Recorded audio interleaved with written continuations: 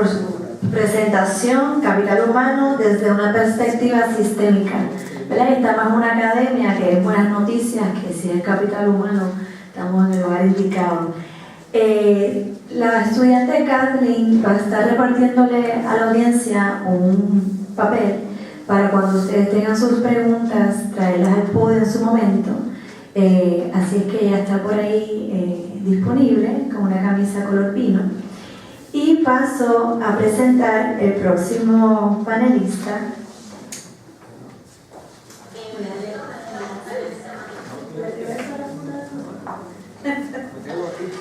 Tú quieres el minuto de tu semblanza, tú lo quieres, pero lo voy a leer, aunque sea la mitad. Próximo panelista, el doctor Gerardo Navas Dávila. El doctor Gerardo Navas Dávila es catedrático de la Escuela de Grado de Planificación de la Universidad de Puerto Rico. Cuenta con grados profesionales en Ingeniería y Planificación. Realizó estudios posgraduados en Sociología, completó un doctorado en Planificación Urbana y Regional en la Universidad de California en Berkeley.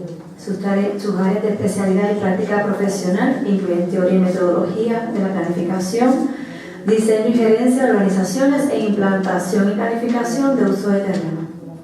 El doctor Navas ha sido profesor en la Escuela de Grado de Planificación desde 1971 y fue su director en el 1975 al 1981.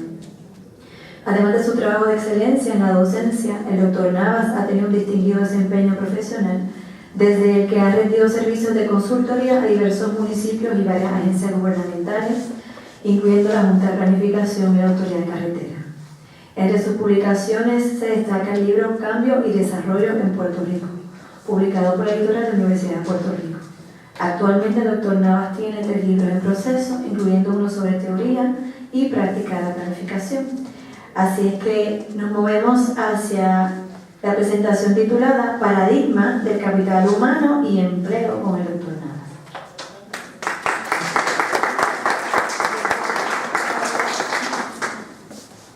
Buenas tardes.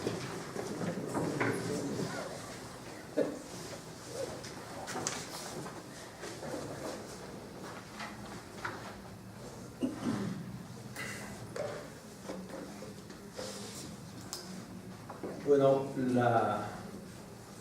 la introducción sobre la teoría del capital humano y su lugar en las teorías del desarrollo y en la función, particularmente la función del crecimiento económico, pues ha sido sucintamente traída por el doctor Ruiz. Yo solamente a ese respecto voy a referirme, igual que él, que el término, la concepción de lo humano como capital, la concepción de lo humano como capital es muy vieja y está metida dentro de la teoría clásica del capital con Adam Smith, ¿verdad?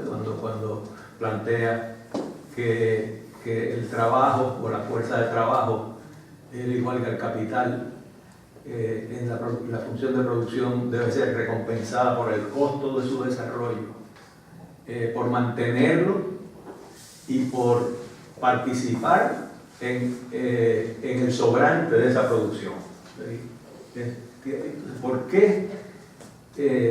Con esa claridad que Smith lo plantea, a lo largo del tiempo, ese concepto de lo humano como capital se oscurece hasta casi 200 años después.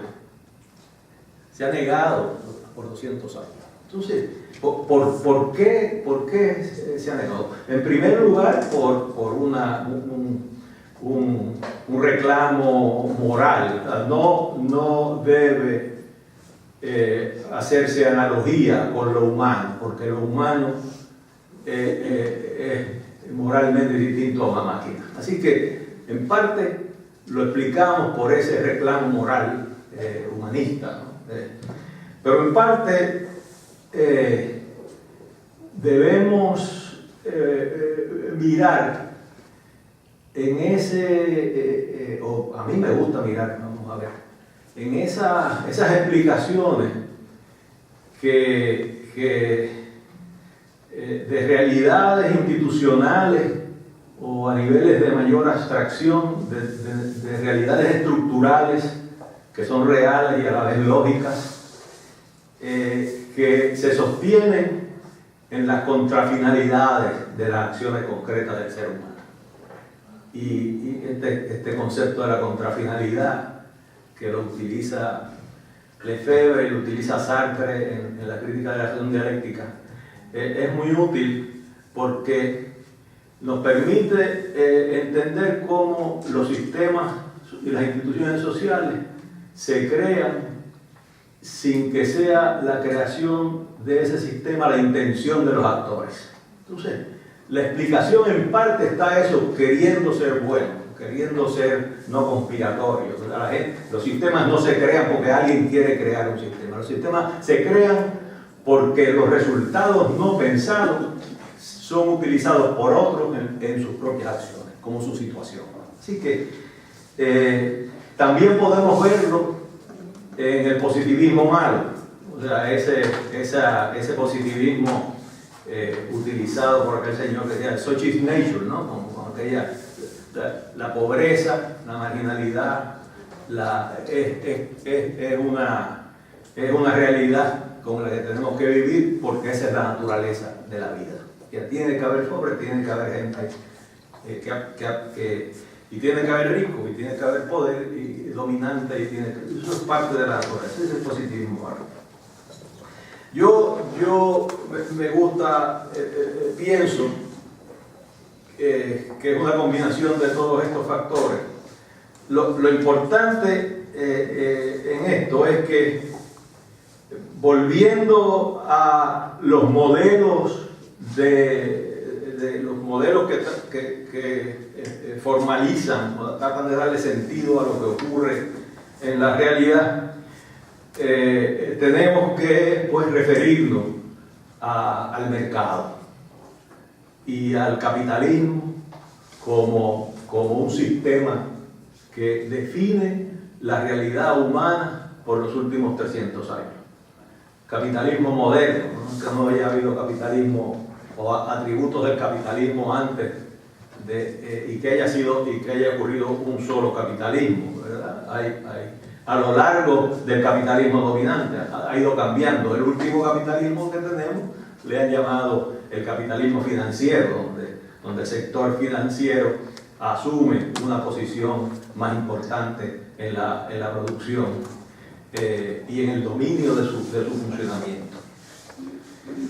Entonces, si miramos a esta visión, a este nivel de la realidad, de estructuras y sistemas, lo más que nos interesa es identificar en él lo que a mí me parece que son las dos contradicciones fundamentales de ese sistema, y a mí y a muchas otras gente más capaces que yo previamente, ¿verdad?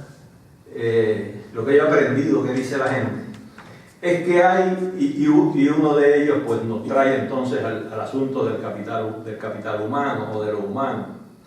Uno de ellos es que el sistema lleva a la concentración del capital y a mantener ese capital ocioso. El problema del desarrollo, de las limitaciones del desarrollo, no es que no exista capital, es que no se transfiere el capital a la producción y ese capital se queda ocioso. En los últimos años, esa realidad llevó a la creación de mercados secundarios del capital para crear riqueza monetaria que nos ha llevado a la crisis del 2008 y nos seguirá por mucho tiempo asustando. El capital, cualquier capital, si no se usa no tiene valor. Y que ellos inventan la manera de usarlo para crear valor. Entonces, el otro problema, el otro resultado de ese sistema, de la irracionalidad de ese sistema, de crear recursos ociosos y mantenerlos ociosos, es que crea continuamente grupos marginados, que crea continuamente grupos marginados y pobres, o sea, que crea la condición que el capital social queda excluido de la producción. Y esa es la realidad que vivimos al interior de los países en desarrollo y que se vive al interior de forma relativa de los países desarrollados. Tómese los estados de los Estados Unidos, no es lo mismo Vermont que Mississippi. Allí el nivel de empleo es mucho menor que el nivel de empleo en Mississippi. Allá las transferencias por las relaciones comerciales o la balanza de pago es en detrimento a los que están menos desarrollados y en favor de los que están más desarrollados. Y que el gobierno federal tiene, a partir de lo que los europeos llaman el principio de cohesión, tienen que redistribuir el ingreso, hacer una base donde hay pobreza, o dar más ayuda en los planes médicos donde no hay. Así que hay ese mecanismo porque el sistema genera por su propia lógica exclusión, marginalidad y distribución desigual de la riqueza. Y en ese sentido es irracional porque no incorpora capital o financiero o humano a los procesos de producción. Claro, hay unos niveles institucionales que median en esa irracionalidad. Dicen que el sistema capitalista de mercado, su gran problema no es la equidad, su gran problema es la irracionalidad, la mala asignación de los recursos. Entonces,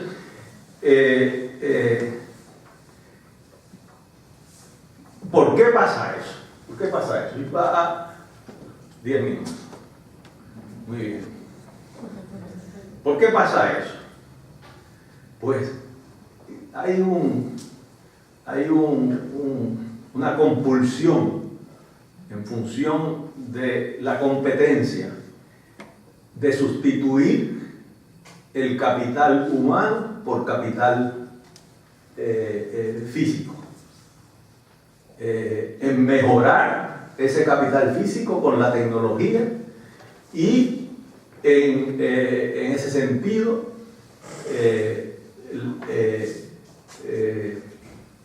reducir la necesidad del recurso humano para producir lo mismo. Entonces, ese proceso de exclusión obliga, uno de los resultados de ese proceso de exclusión, obliga a que la economía crezca, o sea, a la que la demanda agregada crezca a tasas mayores que lo que la exclusión del trabajo por el capital ocurre. De manera de que ese incremento en la producción sea capaz de absorber la población que queda excluida por esa sustitución. Y además propiciar la demanda para continuar con un crecimiento sostenible. Entonces, de ahí sabemos, ¿verdad?, toda esa experiencia de los años 20 en cómo se construye la demanda por todos los sistemas de los productores, ¿verdad? A través se crea toda esta industria de las comunicaciones para propiciar un aumento en la demanda de manera de resolver el problema de la exclusión del trabajo, porque en la medida en que no se crece y no se reincorpora la población, en esa misma medida se propicia una subutilización de esa población, la inestabilidad social, la inestabilidad política, se rompen las vitrinas, hay el piquete y el sistema el capital se pone nervioso. Igualmente con el área del capital, puesto que el capital ocioso se subvaloriza. Así que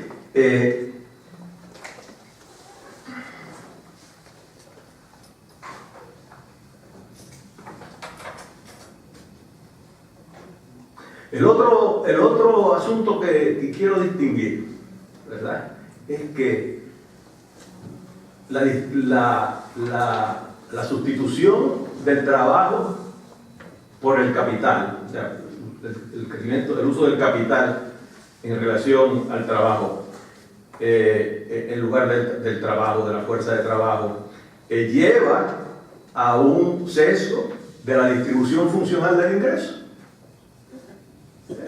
Si dependemos más de la tecnología y del capital físico, pues esa distribución del ingreso va a llevar una mayor porción del ingreso a ese capital, a la ganancia, en lugar el pago al capital humano. Así que tiende a concentrar el trabajo, tiende a concentrar el ingreso.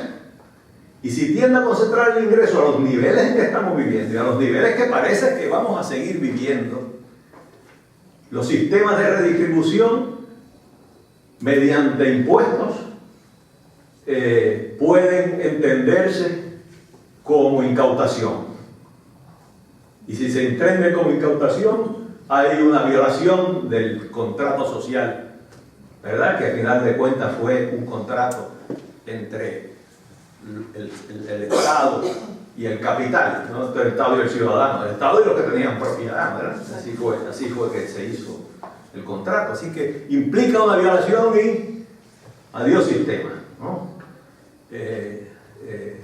No hay sistema político que lo aguante, ¿no? Lo vemos en los Estados Unidos, ¿verdad?, como el capital ha manejado el sistema judicial para justificar el control del capital de los procesos políticos, con los pactos y con todas esas cosas.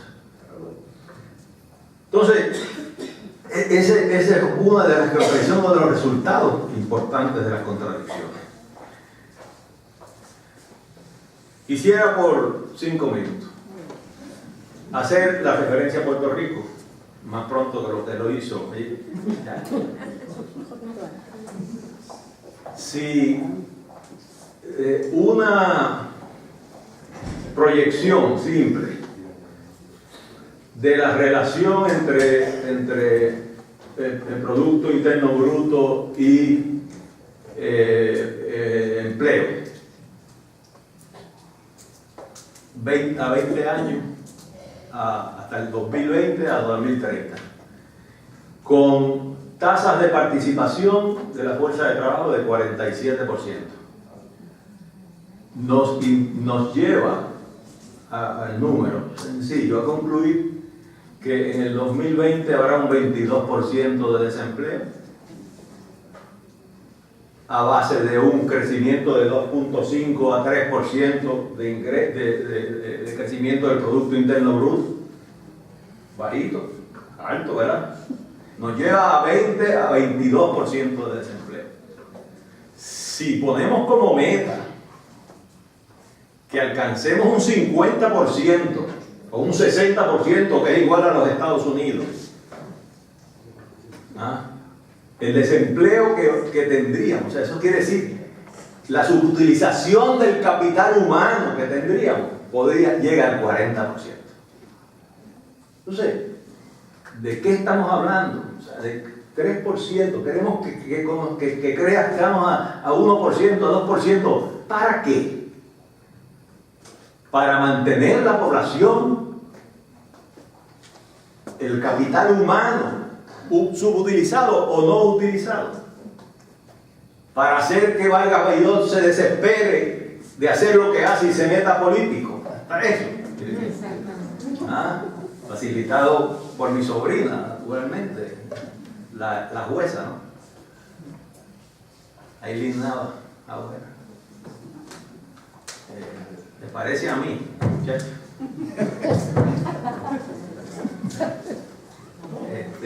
Entonces, de eso que estamos hablando, o sea, de que estamos en un sistema que es irracional porque el capital los utiliza.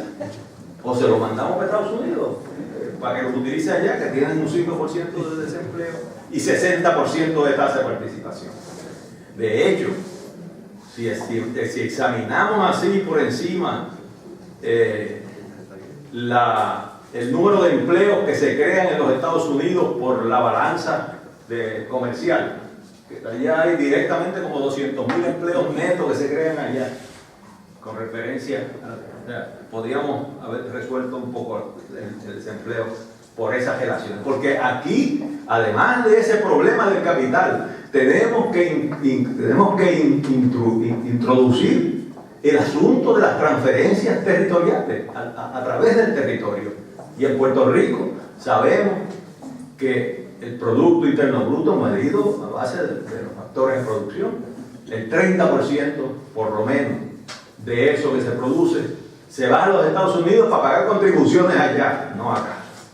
Entonces, hay un problema de distribución, la mala utilización del capital humano. Entonces, ¿qué vamos a hacer? Un minuto. ¿Qué vamos a hacer? Pues, aquí hay un señor que se llama Camilo Darum que ha dicho, que es un argentino, econometrista, ha medido el capital humano a base de, no únicamente del nivel de escolaridad ni del deber, sino de las condiciones relacionales, la condición de vida de la población. Y toma entonces la condición de vida de la población de los que están, de toda la población, y hace la estratificación de los que están trabajando en la economía formal y de los que no están trabajando, y mide el capital humano por lo que le falta a los que están fuera del proceso de producción. Y ese elemento da la base entonces para una política de desarrollo del capital humano en función de lo que le falta para acercarse a lo que existe. Ahora, y aquí termino. Dos minutos porque es lo más importante. Pero siéntate allí porque me pone nervioso. Pero tranquilo, hombre, esas cosas no se hacen. Voy a acabar.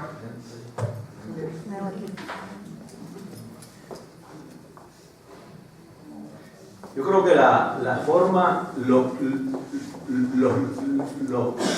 momentos históricos límites, los momentos traen visiones distintas, visiones que dan respuestas distintas. Lo que le estoy hablando es una de ellas. Pero la visión que ha tomado auge en los últimos 15 años en las Naciones Unidas, de que el desarrollo es un desarrollo orientado al ser humano. Pero ese ser humano no es una categoría personal o colectiva sola, es ser humano relacional. Es decir, con relación a su ambiente físico-espacial, a su ambiente social. Ahí es que se da y se define ese como el objetivo del desarrollo. Y entonces, todos los factores que intervienen en esa función de producción se consideran finalidades en sí mismas y se consideran además activos del desarrollo. Entre esos activos hay funciones que son positivas entre los factores, pero esas relaciones positivas tienen umbrales a partir de los cuales las relaciones se tornan negativas, o a partir de los cuales un capital deja de ser capital. El deterioro de la naturaleza llega a un momento de su deterioro, porque no se considera, deja de ser capital. No se puede recuperar, perdió su valor. El capital humano llega a niveles que pierde su valor como capital. Entonces esa idea de la complementariedad con límites, de que la realidad es relacional y que todo tiene a la vez una cara que es fin del desarrollo, y otra cara que es capital del desarrollo.